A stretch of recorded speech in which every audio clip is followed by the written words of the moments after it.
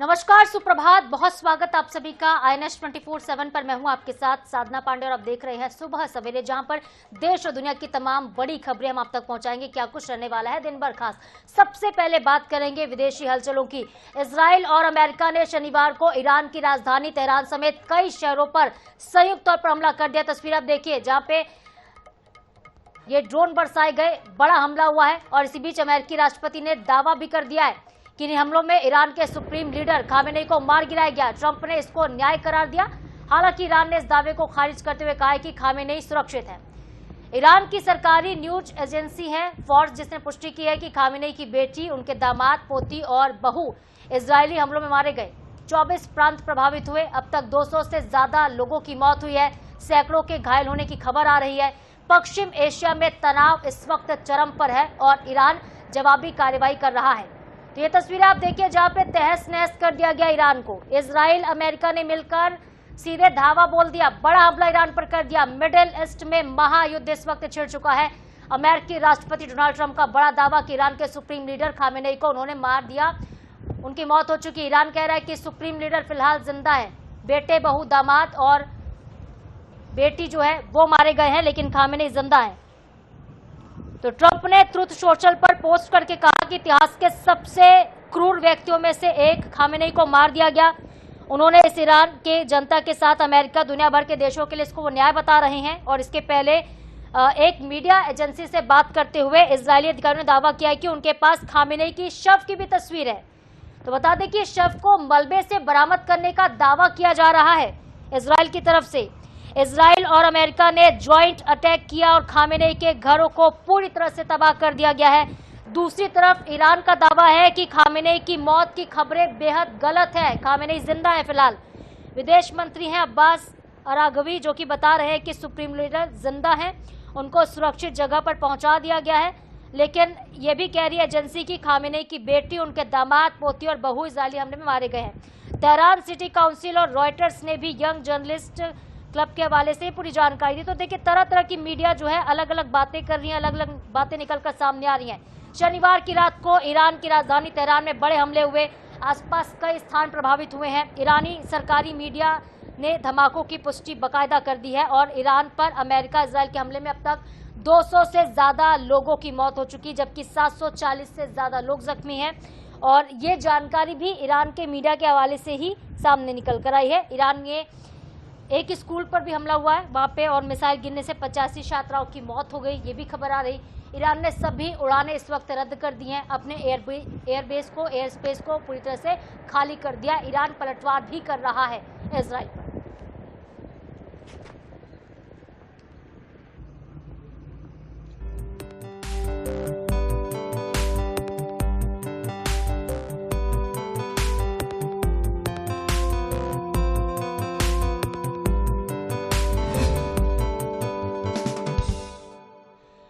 मध्य प्रदेश के मुख्यमंत्री डॉक्टर मोहन यादव का दिन दिल्ली में बेहद व्यस्त रहा। राष्ट्रीय विज्ञान दिवस पर शुभकामनाएं देने के साथ उन्होंने कई अहम बैठकों में हिस्सा लिया और प्रदेश के विकास एजेंडे को आगे बढ़ाया। देखिए एक रिपोर्ट। मुख्यमंत्री 28 फरवरी शनिवार को दिल्ली प्रवास पर रहे। उन्होंने केंद्रीय गृह एवं सहकारिता मंत्री अमित शाह से उनके आवास पर मुलाकात की। इस बैठक में मध्य प्रदेश के विकास कार्यों, कानून व्यवस्था और आगामी कृषक कल्याण वर्ष 2026 के रोड मैप पर चर्चा हुई।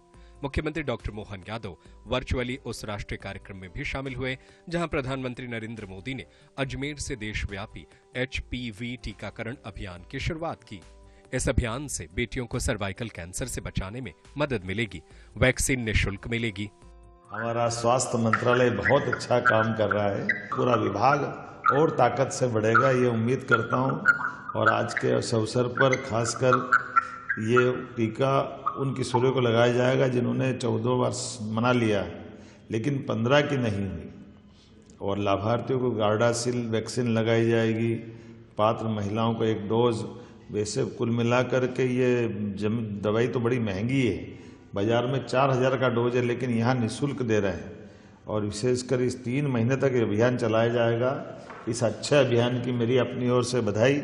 उम्मीद करेंगे ऐसे सारे कामों के बलबूते पर राज्य सरकार के जनहितैषी स्वास्थ्य संबंधी ऐसे कई अभियानों में हमको इसी प्रकार की और सफलता मिलेगी। महान वैज्ञानिक डॉक्टर सीवी रमन की खोज रमन प्रभाव की वर्षगांठ पर मुख्यमंत्री ने एमपी इन्फो के माध्यम से प्रदेशवासियों को बधाई दी। मुख्यमंत्री ने कृषक कल्याण वर्ष 2026 के क्रियान्वयन को लेकर अपनी प्रतिबद्धता भी दोहराई। उन्होंने कहा कि राज्य सरकार का लक्ष्य खेती को पारंपरिक उत्पादन से हटाकर एक लाभकारी व्यवसाय बनाना है। उन्होंने ये भी कहा कि मध्य प्रदेश ने पिछले दशक में कृषि क्षेत्र में 16% से अधिक की वार्षिक विकास दर हासिल कर स्वयं को देश के कृषि पावर हाउस के रूप में स्थापित किया है। Bureau report, INS 24/7 Bhopal.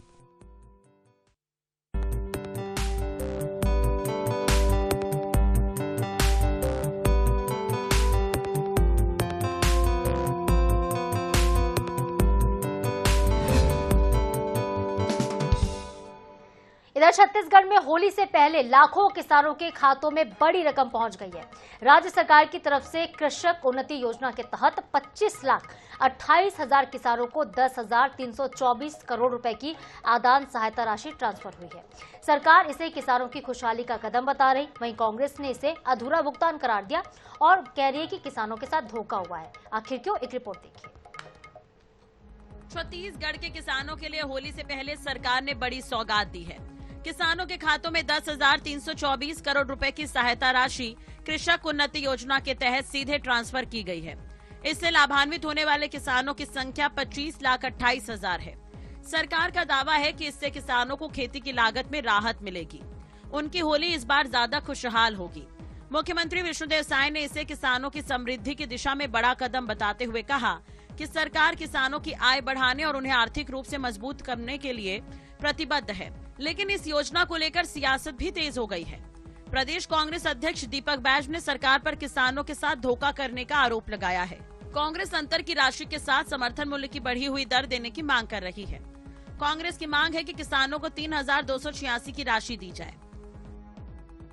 सामने में होली है, सबकी होली अच्छी बन जाए, इसके लिए जो अंतर की राशि है 10,000 करोड़ से ज्यादा, आज पूरे प्रदेश के अंदर 146 जगह कार्यक्रम हो रहे हैं। वहां पर हमारे अन्नदाता किसान भी हैं, हमारे मंत्रीगण, सांसदगण, विधायकगण और निर्वाचित जनप्रतिनिधिगण हैं, और हम बिल्हा में रहेंगे और वहां से 25,24,000 किसानों के खाता में 10,000 करोड़ से ज्यादा अंतर की राशि अंतरित की जाएगी। 2 साल में केंद्र की सरकार ने 117 रुपए प्लस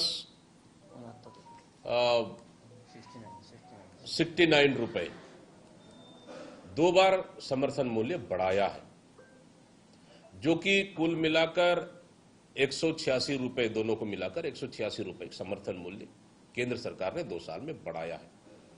लेकिन भारतीय जनता पार्टी की सरकार 3100 प्लस 186 रुपए बढ़ाकर किसानों को समर्थन मूल्य देना चाहिए। आखिर क्यों? जब बकायदा 186 रुपए केंद्र सरकार ने बढ़ाया है तो किसानों को देना चाहिए, लेकिन सरकार 1 एकड़ में किसानों का 3,906 रुपए नहीं दे रही। छत्तीसगढ़ में सरकार जहां कृषक उन्नति योजना को किसान हित का बड़ा कदम बता रही है, तो वहीं विपक्ष इसे अधूरी राहत और चुनावी राजनीति का हिस्सा बता रहा है। अब बड़ा सवाल यही है कि क्या ये योजना किसानों को आर्थिक रूप से मजबूत करेगी या फिर ये सियासी बहस का ही मुद्दा बनकर रह जाएगी। फिलहाल किसानों को राहत जरूर मिली है। रायपुर से INS 24/7 के लिए गौरव शर्मा की रिपोर्ट। और इस बीच एक बेहद बड़ी खबर, ईरानी मीडिया के प्रेस टीवी के हवाले से बहुत बड़ी खबर, खामेनेई शहीद हो गए हैं। प्रेस टीवी का ये बड़ा बयान, खामेनेई की बेटी, दामाद और पोती बहू की भी मौत हो गई है। तो बेहद बड़ी खबर हम आप तक पहुंचा रहे हैं। खामेनेई की बेटी, दामाद के अलावा ईरानी जो मीडिया प्रेस है, टीवी के हवाले से बड़ी खबर आ रही है कि खामेनेई शहीद हो गए हैं। प्रेस टीवी का ये दावा है।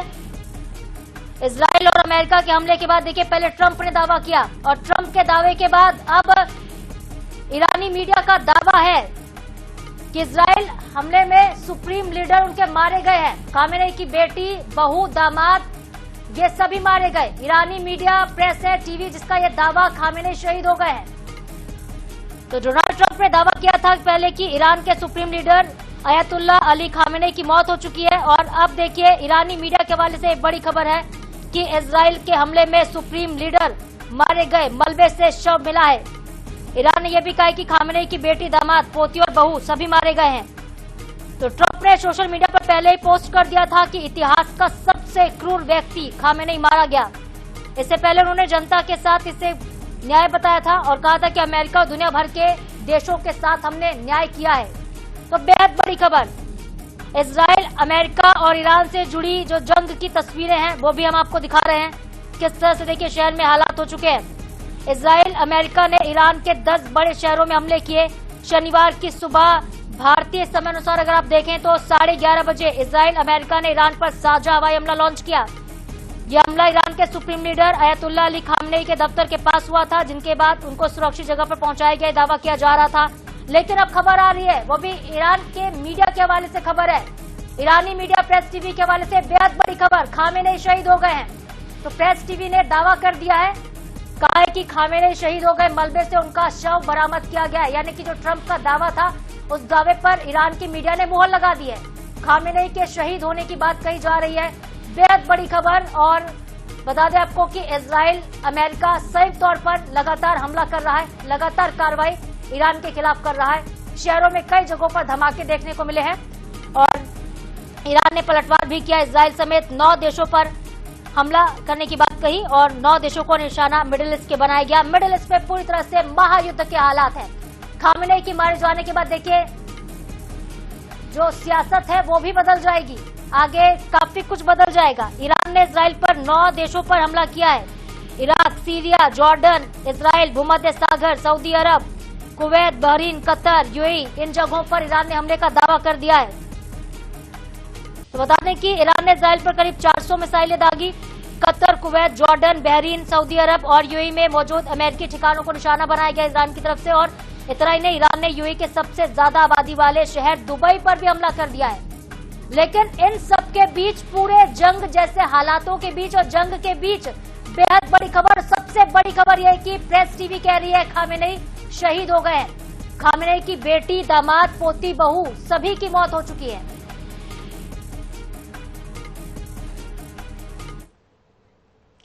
राजधानी रायपुर की बात करेंगे। राजधानी रायपुर में आज सामाजिक चेतना मंच की ओर से बिगेस्ट भजन क्लबिंग कार्यक्रम का भव्य आयोजन हुआ। कार्यक्रम में माधवास रॉक बैंड ने जोरदार प्रस्तुति दी और माहौल को भक्तिमय बना दिया। आयोजन में मुख्यमंत्री विष्णुदेव साय, विधायक अनुज शर्मा और बीजेपी के क्षेत्रीय संगठन महामंत्री अजय जम्वाल के साथ ही बड़ी संख्या में राजधानी वासी शामिल हुए। मुख्यमंत्री ने इसे भव्य आयोजन बताया और कहा कि फूलों की होली खेलकर भगवान श्री कृष्ण को याद किया गया। वहीं कार्यक्रम के संयोजक उज्जवल दीपक ने युवाओं की भागीदारी पर प्रसन्नता की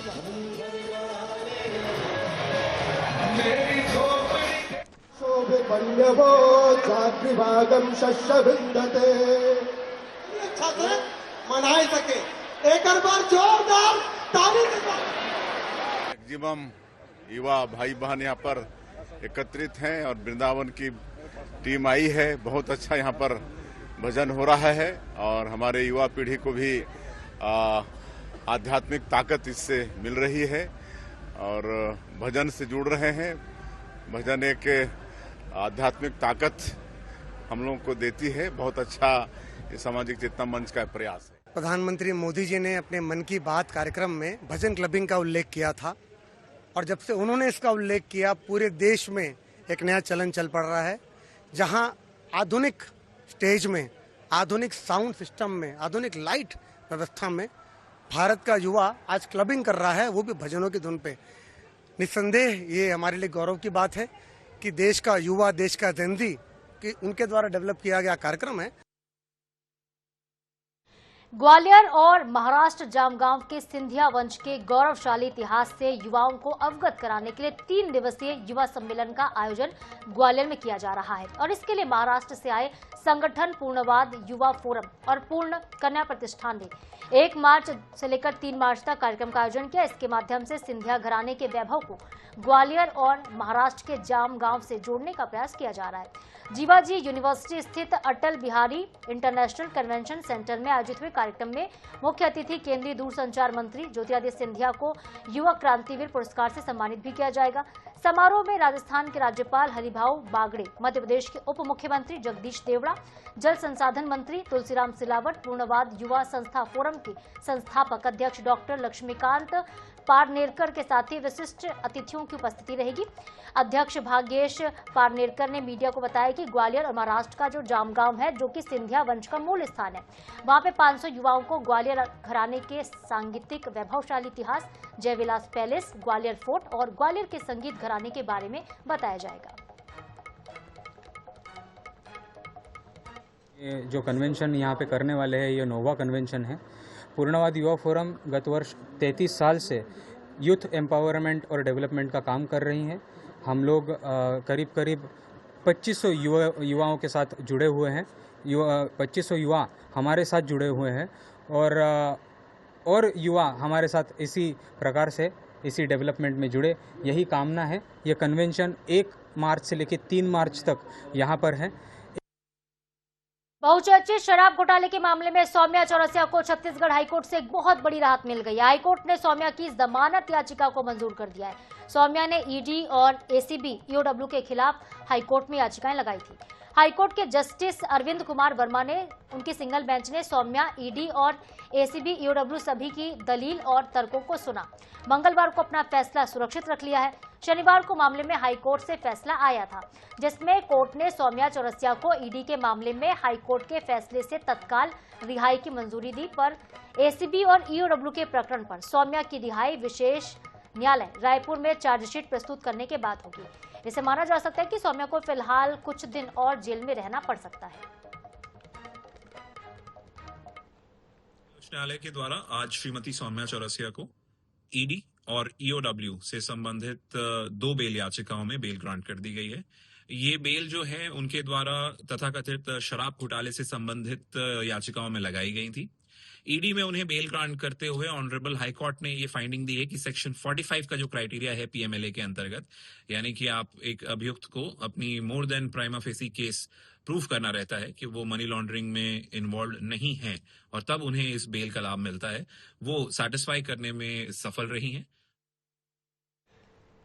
दुर्ग जिले के वैशाली से खबर। वैशाली नगर विधानसभा से एक बड़ी खबर आ रही है। होली के पर्व को शांतिपूर्ण और सुरक्षित बनाने के लिए विधायक रिकेश सिंह ने सख्त रुख अपनाया और बड़ा ऐलान किया। विधायक ने साफ किया है कि त्योहार की आड़ में हुड़दंग करना, अश्लीलता करना और कानून व्यवस्था को बिगाड़ना बख्शा नहीं जाएगा। दरअसल हुड़दंग मुक्त वैशाली नगर अभियान के तहत विधायक ने घोषणा की कि होली के दिन अगर कोई ट्रिपल राइडिंग करता है, बिना हेलमेट के और अर्धनग्न अवस्था में सड़कों पर घूमता है या फिर हथियार लहराता है, महिलाओं के साथ कोई बदसलूकी करता है, तो उसकी खैर नहीं होगी। इसकी जानकारी देने वाले को 21,000 रुपए का इनाम मिलेगा, उनको सम्मान राशि मिलेगी। इसके लिए गाड़ी का नंबर, फोटो और वीडियो साक्ष्य के तौर पर व्हाट्सएप पर भेजना होगा। विधायक सेन ने कहा है कि सभी लोग प्रशासन और पुलिस के नियमों का पालन करते हुए सुरक्षित और मर्यादित होली सेलिब्रेट करें। आज मैंने अपील की है कि अगर कहीं पे भी ऐसे अगर कोई भी आपराधिक प्रवृत्ति के असामाजिक तत्व दिखते हैं जो बिना टी शर्ट और शर्ट के रहते हैं, कोई हेलमेट नहीं पहना है, कोई शराब पीकर घूम रहा है, तो उसका गाड़ी नंबर हमें व्हाट्सएप कीजिए, उनका वीडियो और जो है पिक्चर बना लीजिए ताकि हम कार्रवाई करने में आसानी हो। कोई हथियार लेकर अगर घूमता हुआ दिखा मोहल्ले में तो भी हमें बताइए, तो हम जो ऐसे सूचना देने वाले को 21,000 रुपए का इनाम देंगे। आज ये घोषणा मैंने किया है।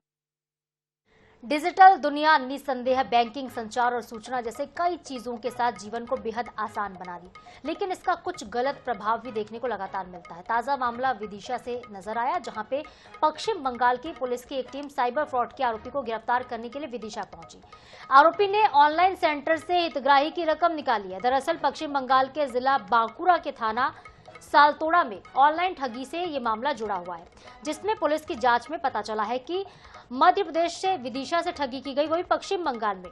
पश्चिम बंगाल की पुलिस ने स्थानीय पुलिस की सहायता से आरोपी को गिरफ्त में लिया है। आरोपी को कोर्ट में पेश किया गया। ट्रांजिट रिमांड पर पश्चिम बंगाल लेकर गई है पुलिस।